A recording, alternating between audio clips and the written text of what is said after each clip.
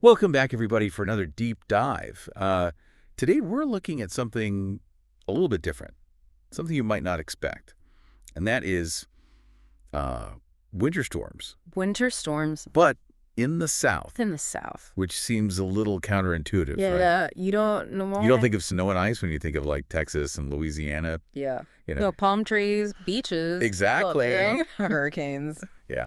So, but that is exactly what's happening right now. We've got some pretty severe winter storms hitting that area, and we're going to kind of take a deep dive into what that actually means. Yeah. And so maybe to start off, could you talk a little bit about why this is so unusual and why it might be particularly disruptive for the South? Yeah, sure. So, I mean, as we were just talking about, you don't really think of the South as being prepared for this kind of weather, right? They just don't have the infrastructure in place the same way that, say, the Northeast or the Midwest would. Right. They're not sending out the salt trucks, and they don't have Yeah. snowplows just sitting around. No, and even things like, people's homes aren't necessarily insulated in the same way. Oh, interesting. They're designed to keep the heat out, not necessarily keep the cold in. I hadn't even thought about that. Yeah, so it can really catch people off guard. Yeah, and that makes a lot of sense. And we're seeing this play out in a few different ways. But one of the things that we're seeing in the news a lot is that schools are being forced to close. And we've got some articles here from the Associated Press just kind of talking about the widespread closures across several states. Yeah, that seems to be like the biggest immediate impact Right. that people are noticing. So why do you think that is? Why are schools in particular being so affected by these storms? Well, I think it really comes down to safety. You've got Yeah. icy roads, kids trying to get to school on buses or walking. Yeah, and teachers having to get there. Exactly. And then there's also the potential for power outages. If the power goes out at a school, that can create a whole other set of problems, Especially in really cold weather? especially in really Yeah. cold weather. Yeah. So it just makes sense for schools to err on the side of caution. Right. And, it's easy to kind of just think, oh, schools are closed, no big deal. Yeah. But you have to think about the ripple effect this has. Yeah. Parents suddenly have to figure out childcare. Right. It disrupts everyone's schedules.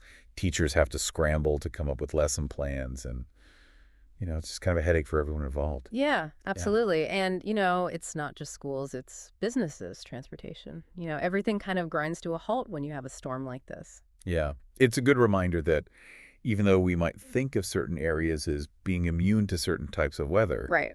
nature has a way of surprising us. Definitely. And so, thinking about that a little bit more broadly, we are seeing these kinds of extreme weather events becoming more frequent all over the place. Yeah. Do you think there's a connection to be made here to, larger climate shifts? I think it's definitely something to consider.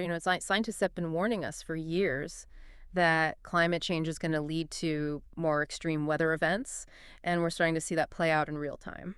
Yeah. And it's not just about the immediate impact of these storms. It's also about how we adapt and prepare for them in the long term. Exactly. I think it's a wake-up call for communities, especially those that aren't used to dealing with these kinds of conditions, Right. to start thinking about how they can become more resilient in the face of these unpredictable disruptions. And I think that's a really good point to leave it on. I mean, for our listeners out there, it's definitely something to think about.